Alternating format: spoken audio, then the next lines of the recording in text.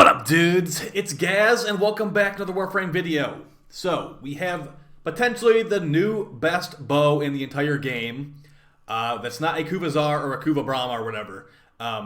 We got the NATARUK today, and there will be minor spoilers for the new war quest in this video.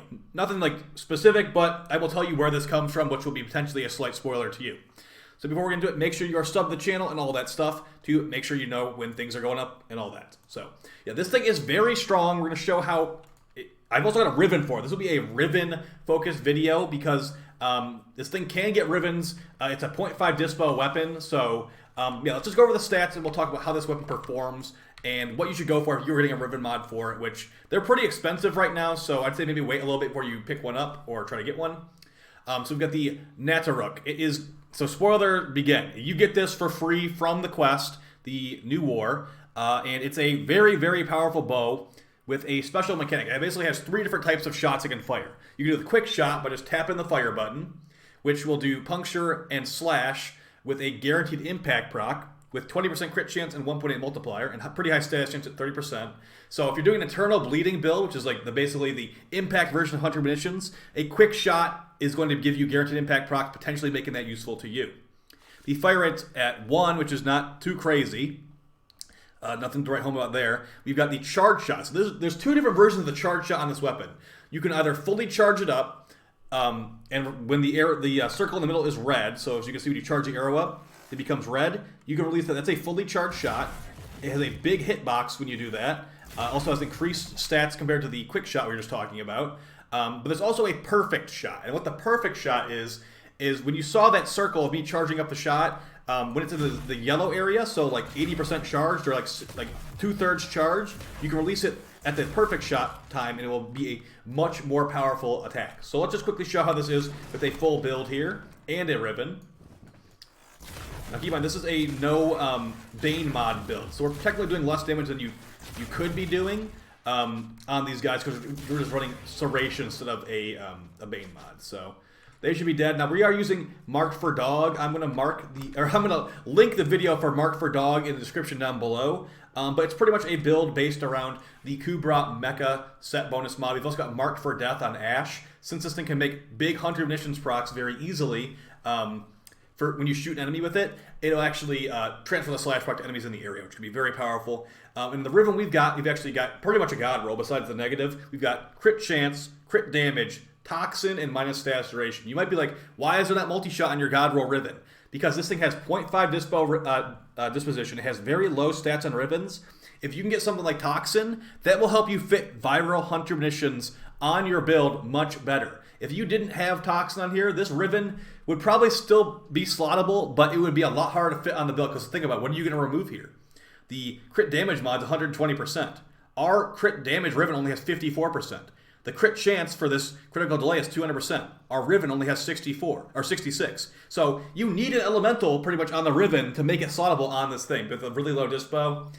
The multi-shot rolls are like 35%, 40%, really, really low. If you don't have a Riven, you can do the exact same build, and it's actually just as good, to be honest, if not better in some areas, because you can just replace the Toxin Riven with the Toxin 60/60 mod. Still fits on there, and our status chance goes up. Now, we do lose some crit chance. The nice thing about having a crit chance Riven is that our crit chance on the perfect shot goes from 180 with critical delay to 219.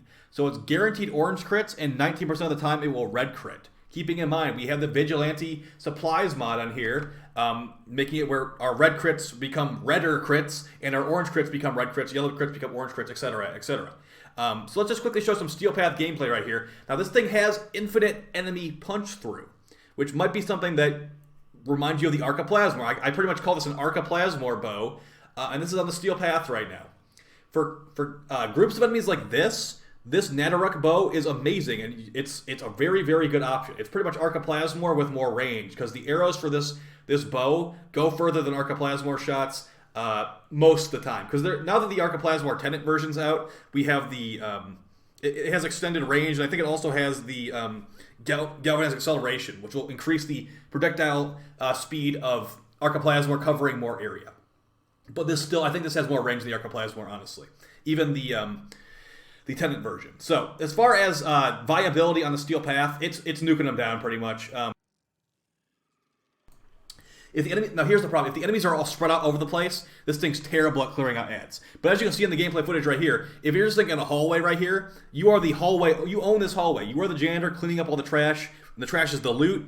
Everything in that hallway is owned by you. But let's say an enemy spawned on the right of me. It would take me a little bit to kill that enemy. It's really not great at group spread out enemies like this. And if you don't want to run 100 munitions, you could run a corrosive build or something like that. I can't really tell if this has any extra damage to sentience or anything like that. It's kind of hard to tell. But it does have infinite ammo, which is pretty cool. So yeah, as far as charging up the shot, this is going to be up to personal preference. I do think that you should run a fire rate mod on this weapon. But which fire rate mod you run is going to be up to personal preference. To me, I actually really do enjoy Prime Shred on this. And if you don't have Prime Shred, I guess you could run normal Shred. But the reason I like Prime Shred is because it gives you 55% increased fire rate. And remember, on bows, that doubled fire rate, actually, it's doubled. That fire rate is doubled on bows. See, times 2 on bows. That's 110% fire rate. That feels like enough fire rate that I can reliably release it when I want to on the perfect shot. But as far as other fire rate mods are concerned, if you feel like you can just go as fast as possible, you can run Vile Acceleration, which would be 180% fire rate for bows. I also really like Vigilante Fervor, which is 45 times 2, so 90% fire rate for bows. Also gives you the increased Vigilante bonus, giving you more crits. This is the one I was running with the most, but the nice thing about Prime Shred is that since it gives it normal punch through, not just enemy punch through like it already has, that extra normal punch through is going to let you shoot through some objects and maybe even shoot through enemy dead bodies, as sometimes enemy dead bodies can block you from shooting through just because it's living enemy punch through as far as I can tell, and sometimes I've noticed dead bodies get in the way. Maybe it's not supposed to be like that, but yeah, extra punch through is helpful for shooting through doors and just like little niche situations. So as far as its Acolyte clear speed, let's get some weapon grades here on the screen. I could definitely see you one-shotting an Acolyte with this thing, maybe using Roar, using Eclipse, etc., etc. But it's going to usually be about a 3 or a 4 shot, depending how lucky you get with your 100 munitions procs. So as far as Acolyte clear speed, I'm going to go ahead and say it's okay. Also, did you just see that dog nuke? I'm going to link that video, Mark for Dog, in the description, guys. Use it with Mark for Dog. You will be clearing out the steel path like it's absolutely nothing. So as far as mob clearing, there's a caveat to it. Mob clearing, if you're in a situation like you're seeing in the gameplay footage right here, enemies all stacked up in one area, it's better than the Archiplasmor pretty much, because it's got red crits, unlike the Archiplasmor, which is usually orange crit at most.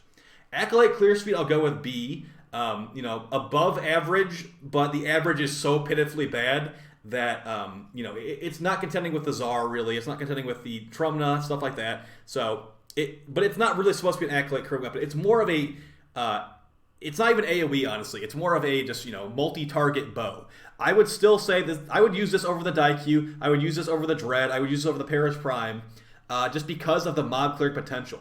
It's nice to have punch through on bows, but this has infinite enemy punch through on a bow. So if they were to try to make me use a single target weapon, this is how you do it. Make it so it's not really a single target weapon exactly.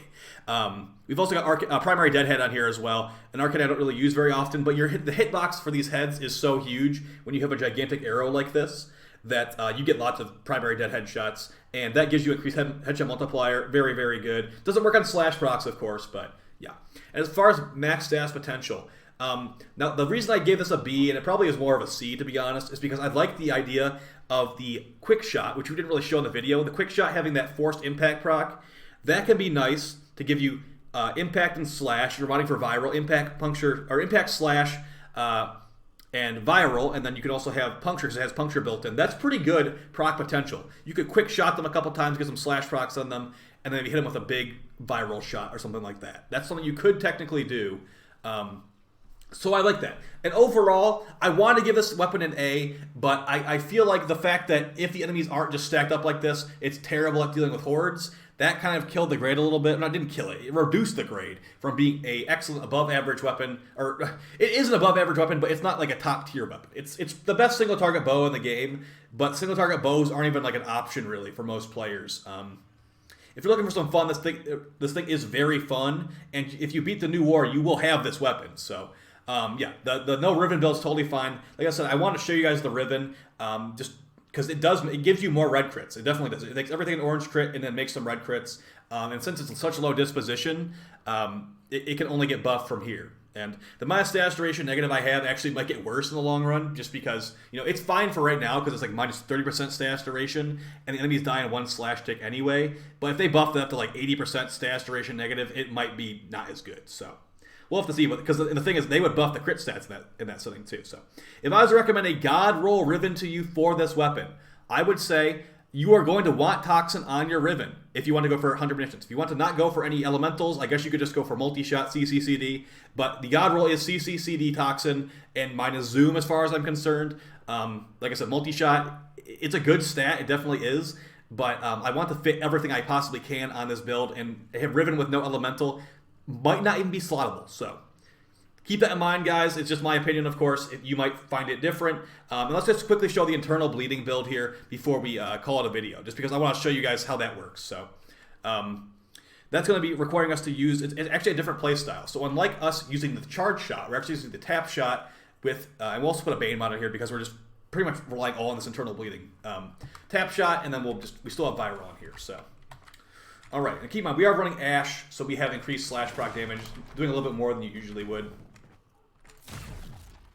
So that's it with no stacks up at all, or no stacks at all. So see, it does do a lot of slash procs, and that dodge bonus is just crazy, isn't it? So it's not supposed to do that. It's not supposed to. The dog thing has just been nuts for a while. Hopefully that dog doesn't do what we want to. It doesn't do that here. Let's just try it again. So you could use this. Now that's with no dog buff. So that's 2 shots with a tap shot. Gonna kill level 185 gunner with some decent luck though. So but the problem with this though is if you are using internal bleeding, the charged up shot doesn't really do impact procs, so you probably should just run 100 munitions in for the most case. But it's knocking these guys out real quick, so it's good either way, guys. Hopefully you found it helpful. Have fun with this weapon. Not meta at all, but definitely the best single target bow we could ask for, honestly, because it's not even a single target. All right, take it easy. Peace.